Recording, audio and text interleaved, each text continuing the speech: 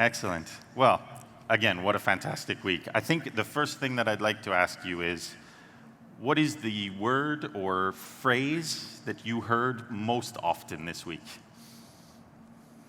The word or phrase?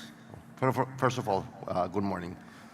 Thank you all for being here. I mean, some voices are more impacted than others today. So I think there's two. One, again, geopolitics, and the other one is technology, and specifically AI. I think AI resonated in just about every single session. Common threads about AI as well. Technology is available, and it's definitely going to be able to help us, but there are some things that require humans in the loop. Probably second most heard phrase this week was pisco sour, potentially. Well, yeah. Or pisco punch from yesterday's. I don't think anybody wants to hear pisco sour right now, Brendan. Maybe a day or two off. No, but to your point, I think it's important when you look at AI. I think threats coming from AI is one's collaboration.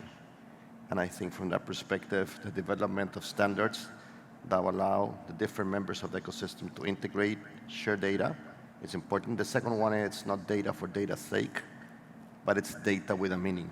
I mean, how do we interpret the data and make it come alive so that as an industry, as an ecosystem, we can make better decisions? Yeah, absolutely. We started the week with some of the industry meetings, the Cargo Advisory Council, a number of the standard setting meetings as well. With that, and then obviously lots of the discussions that we had throughout the week, what do you think were some of the strongest strategic messages that emerged from WCS this year? How do you think they influence then the direction that we head as an industry?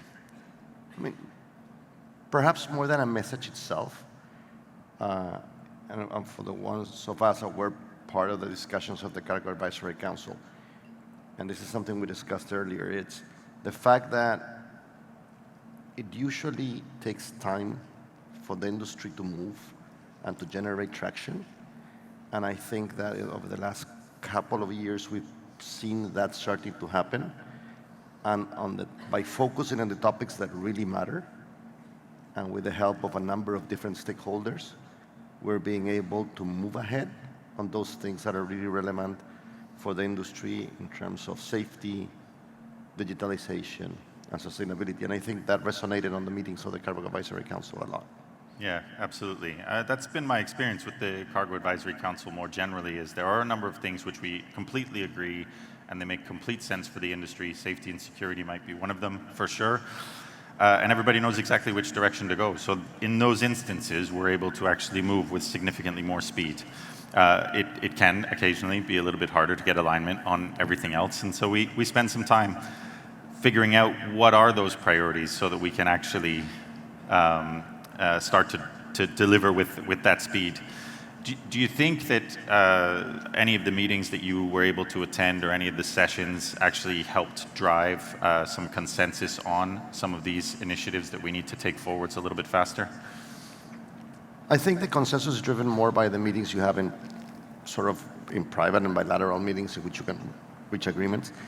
But what resonated from the panels is seeing that other people are facing similar issues, or they can show you issues that you haven't seen and start thinking on ways to solve them. And I think some of the panels, I mean, I was reviewing my notes, were like, okay, this particular thing, this is an angle I hadn't seen, and it's probably very useful, and we can probably talk to A or B stakeholder to try to figure it out. And I think that's the value of these meetings, is also finding out that you're not alone on the issues that you face. And that certainly came across in the digitalization sector, and well, that was a conversation that happened in many different spaces, but did you identify any specific obstacles around how we actually get to understand how much more digital as an industry we actually are? Probably the thing on digital that comes across a lot when we have conversations here is the tools are there. I mean, AI is available. Probably everybody can get, Claude to help you code or the like. The question is, how do you make things happen with that? And sometimes what's an obstacle is not seeing deliverables, not seeing how can things be applied on the real world. And the conversations that I had with some people were like, we're doing this, we're doing that. And it's like that aha moment where you say this is a real applicable tool that can have real impact on the business. And I think that's probably the most important thing that we need to work on is, for example, on One Record.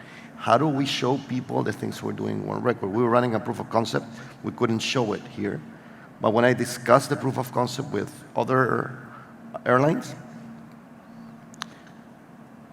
they were like, wow, if we can make this work, this really changes how we view the industry as a whole, how we can work better together to provide capacity in a more resilient and agile fashion to our customers. Yeah, absolutely. I think we've heard a number of really great use cases of not just One Record, but people implementing new digital practices. And even one of the highlighted quotes from that video, it's not a technology issue, right? We're going to be able to solve that relatively easily. It's a people, culture, change management issue, connecting the dots between the stakeholders, which I think is also really important. We also had some safety and security discussions. It's still one of the #1 focus areas for the entire industry. There are still some challenges. Did you identify anything new, or are these a little bit ongoing challenges? I think before having any discussion on AI or tech, that comes first. And it's been something that's an industry we recognize, especially when it comes down to lithium batteries and DGs. And I walk away from this World Cargo Symposium encouraged about the steps that we're taking to finally address some of the long-standing issues that were preventing the whole ecosystem from addressing these issues. And I think probably 1 year from now or 2 years from now, we're going to remember this WCS as a sort of an inflection point on that trajectory, on how we're going to fix some of the things that need fixing. Yeah, there was during the regulatory stream, there was some presentations around both the security side with Annex 17 and also the work that's been done to modernize and bring Annex 18 up to a place where it aligns to the reality of the actual supply chain, which has sometimes held us back, that there are these actors in the supply chain. Everybody has a responsibility to play when it comes to safety, and I think that's also incredibly important. And on that, if I may, I think sometimes IATA gets complaints about the fact that we don't move fast enough, etc. And I want to acknowledge your work and the work Carlos Tornero has done to help us address the issues and find ways to move forward. I think it's been instrumental in this, in the advancements that we've made in the last year or so. So thank you, guys. Well, that's of course our pleasure, but I think first and foremost, it comes down to the fact that we have collaboration, we have engagement, and if we have it, then we can move forwards. That's kind of what WCS is to some extent, creating some stakeholder engagement and collaboration opportunities. Any one of those that jumped out at you throughout the week, a nice opportunity for you to have seen or witnessed or see some different collaboration than perhaps we normally would? I think that probably it's more of a broader topic. It's being in the meeting in the CAC meeting on Monday, the Cargo Executive Summit yesterday, or a lot of the bilateral meetings that you have here. We always talk about air cargo being kind of the most resilient part of the global supply chain, the one that has the ability to fix things when some other modes of transportation run into problems. We did that during COVID. We've been doing that after the Red Sea, etc.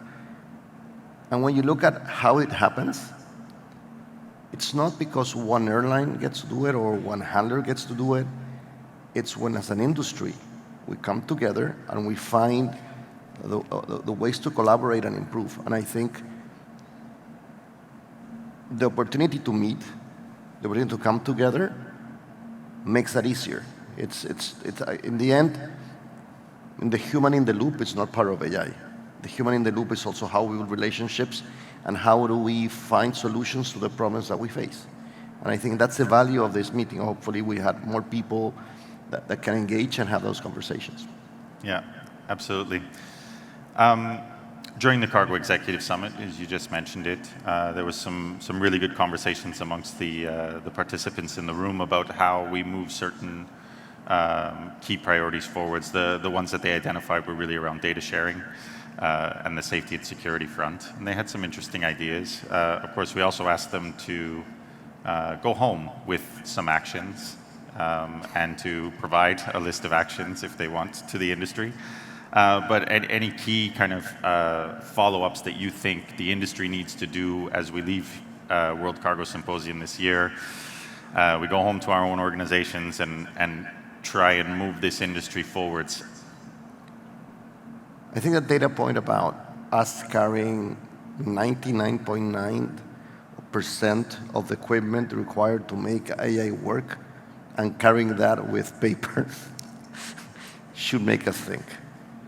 I mean, how do we get customs to allow us to be more digital? How do we allow all the pre-screening practices to be done with 21st century technology and not something that's probably, when you look back, early 20th century, even 19th century, paper-based.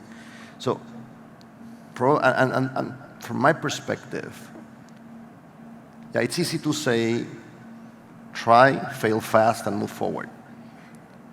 But it's a lot easier when you get access to other people's failures to try to build on those, fix them, and advance faster. And that's sort of showing what you're doing, showing proof of concepts, sharing that comes in play. And we're at that point in sort of an inflection point in history in terms of tech. If we don't use it right now, we're going to fall behind. And I think as an industry, we have the mission of doing that. And that, I mean, it sounds cliche, but collaboration is the most powerful tool to advance. Yeah.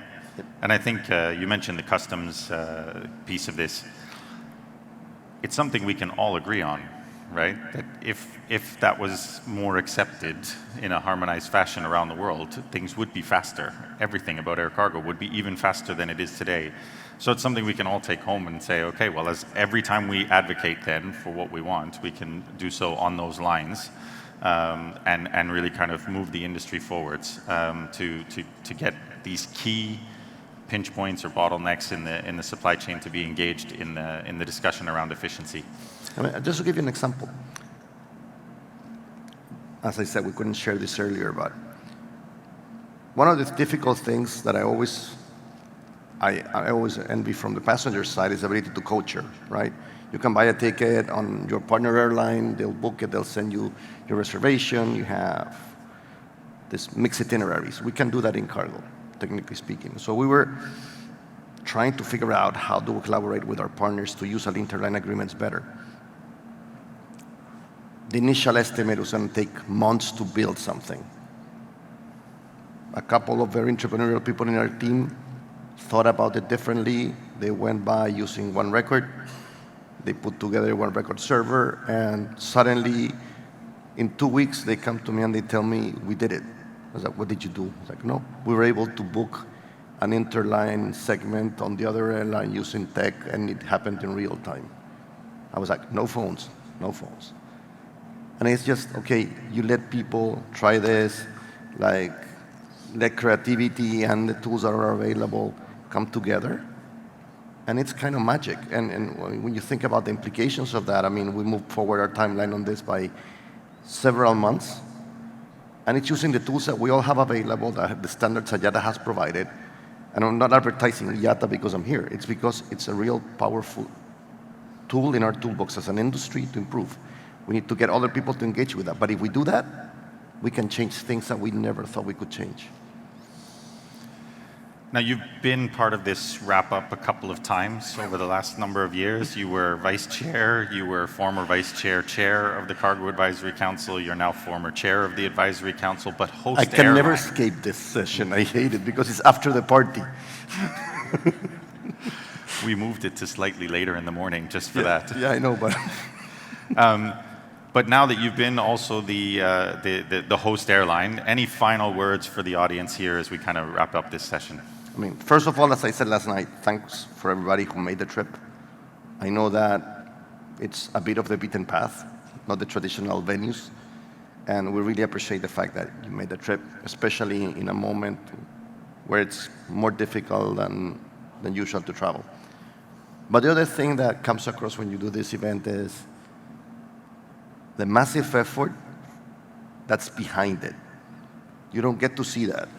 I mean, I want to thank, I want to thank Leticia and the IATA cargo team. She's the head, the visible head, but I know that's a lot of people behind her. The guys that help us with the stage, that get us mic'd up. Thanks, guys. It's like, they make these things come alive and you don't see it. You only see the guys that are here on stage. And a lot of people make this work, and especially in this particular case, I want to thank the LATAM cargo team.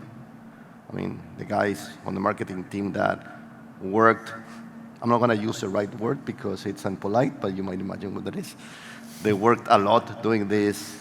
This isn't their job. They did this because we're hosting this year. And so I want to thank them as well. Thanks, you guys. It was amazing. So thanks to everybody. Hope you have a safe trip home. And thank you. Thanks, Andres.